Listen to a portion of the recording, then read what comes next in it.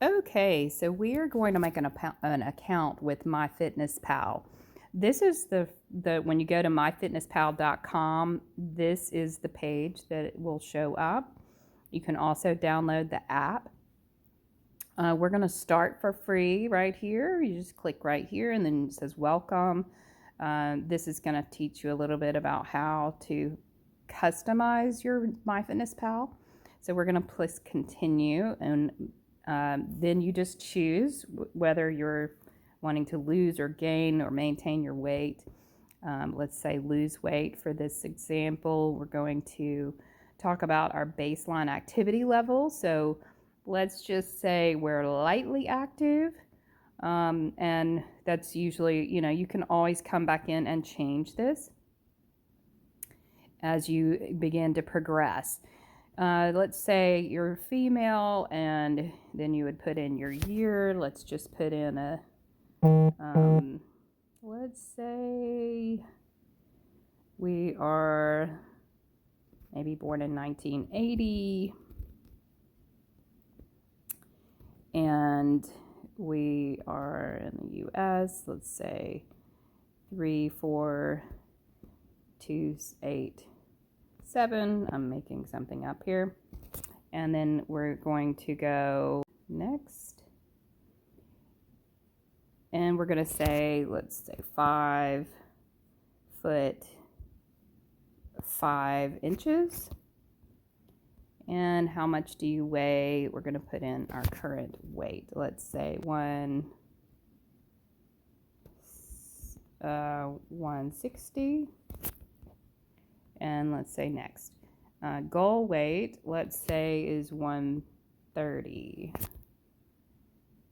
All right, and we're going to go next. And we're going to say we want to lose 1 pound per week. That is about all that anyone needs to lose. It is just the healthy way to lose weight. So if you've done any diets that have had you losing more than a pound a week, especially more than 2 pounds a week, then you are probably not losing weight healthily. So we're going to create our own account. Okay, we're just going to put in an account here.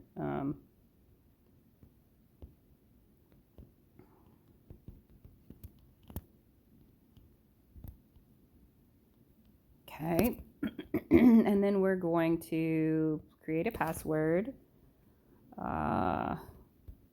Let's say I am the best. Okay, and then we're going to click continue. And they're going to say Stacy JP1. We can change that. Let's just say we're going to create a username, and we'll make it I am the best.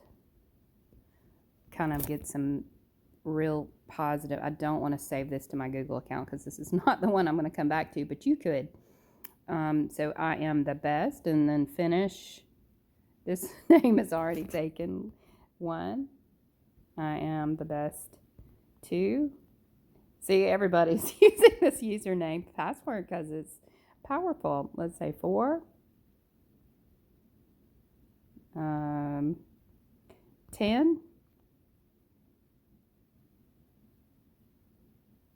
10 worked. Okay, so let's say this is going to give you your net calorie goal. Don't worry about that because we are not I don't want you to follow that yet. Explore MyFitnessPal. We're going to go yes. Now, you're just going to X out of this start your free trial because we're going to use the free account. Now, if you'd like to go ahead and go back and use the app to log in, go to your app store or Apple Store, whatever you have. Mine is the Google Play Store because I have an Android phone. So I'm going to choose that. And then you will search for MyFitnessPal calorie counter. And this is the one that will pop up. So then you can download that. Mine says update because I already have it on my phone, but yours will say installed, install now. And so you can do that. I'm going to go ahead and hit update. Yours will say installing, and then you can go look for it on your home screen. Find that little icon and log into your account.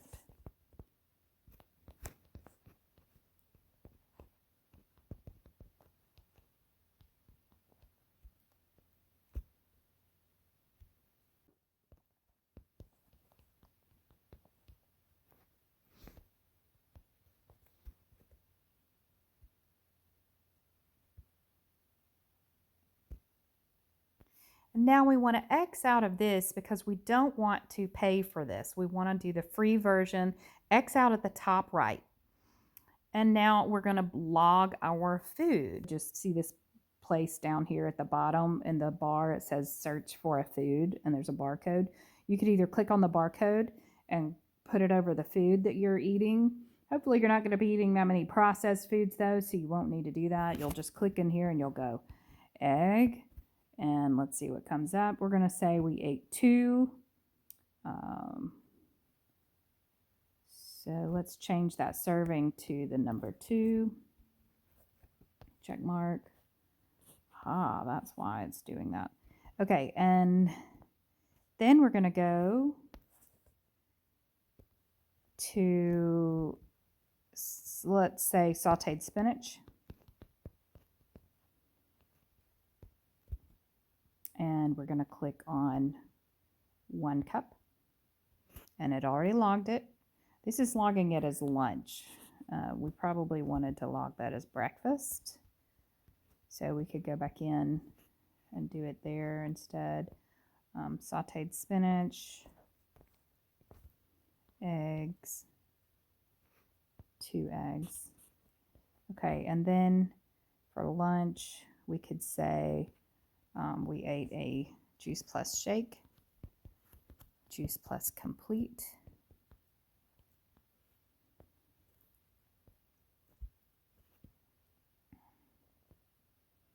okay, or you could add the chocolate to be more specific. Let's say for dinner, now this is not an ideal dinner plan, okay, I'm just, let's say we ate 3 cups of mixed greens. Now, if we want to make this let's just say we want to make a salad recipe that we cook all the time. So let's go to, instead of adding these one by one, we're still going to add them one by one the first time, but if we make a recipe, then we'll only have to add that one time. So here we go. We're going to click on My Recipes. And now we're going to click Create a Recipe. And we're going to call this My Favorite Salad. And we're going to call it, the servings is 1 serving. Okay. Bulk import ingredients. I don't know about that. Okay, I'm going to skip that part and I'm going to go to next. And we're going to add the ingredients. Mixed greens.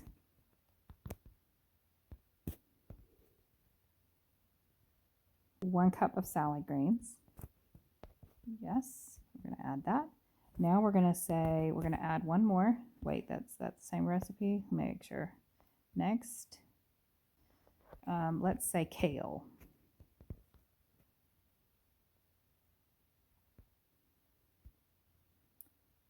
One cup. Add. Now it has both of those. We're going to see the plus sign at the top next to new recipe. That's your plus sign to add those ingredients. And we're going to say chopped shredded carrots. Doesn't have to be shredded, but it's easier to measure it this way. So let's say half a cup. And then let's add another one. we're going to say green peas. And let's say, so you want to make sure that you get kind of the same, if not the exact same brand, a similar brand. So just make sure that if it's frozen peas, that you do frozen peas, or if it's a different kind of pea, then just make sure you have the same kind of peas that you have going in. So I'm going to cook mine, although they may come, the ones that I buy come in raw. So I'm going to go ahead and just do this. I'm going to pick the peas, the green peas raw, and I'm going to make this a half a serving. So let's back this up and go 0.5. Okay. And then we're going to add our lemon butter dressing. And now you could add those in individually, or I've already added one in here, so we're going to just use this 2 tablespoons of lemon butter dressing here. All right, and then there you have it. Now we have an entire meal. I also add nutritional yeast. I don't think that would be very many calories, so you certainly wouldn't have to place this in, because it's only 6 calories. But hey, if you wanted to, let's say, I usually do 2 tablespoons. So we'll do 2 servings and click that.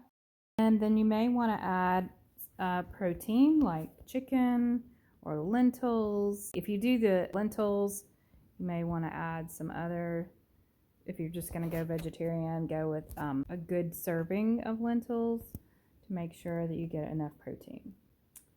Let's go with 4 to 5 ounces. You could add an egg if you needed a little bit more protein. Let's go ahead and add another egg, boiled.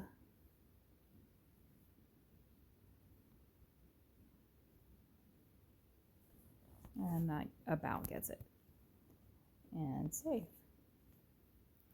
Okay, and now you've logged that, and now you can add that to your diary for your dinner.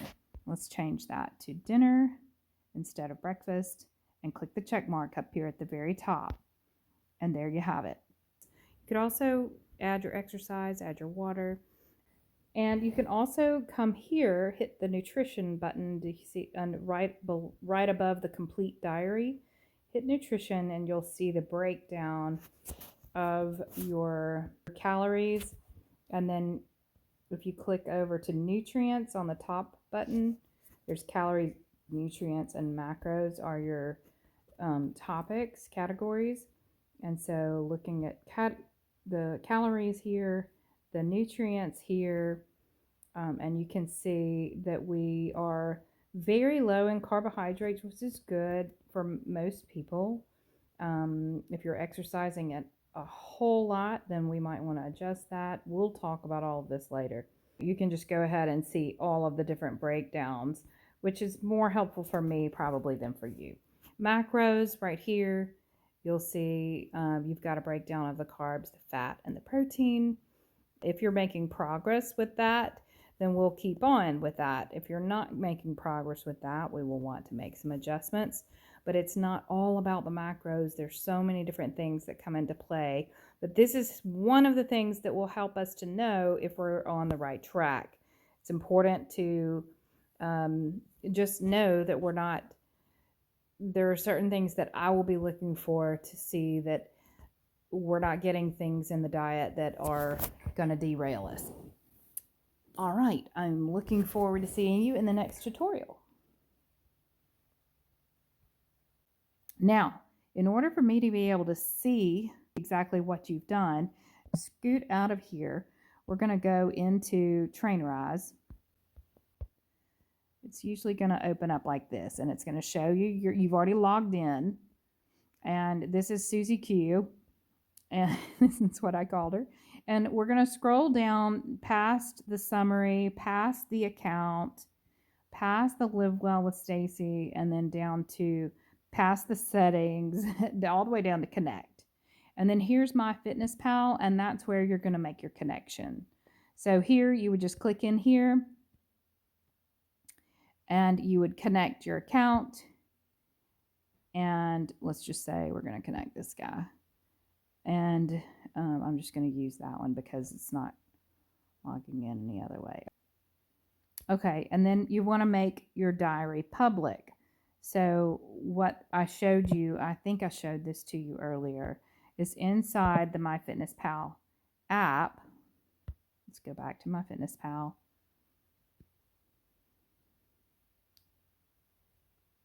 Sometimes it's going to show you these little ads, and there's an X at the top right. So if it ever looks different than what you're used to, just X out of that and ignore the Go Premium. You do not have to go premium.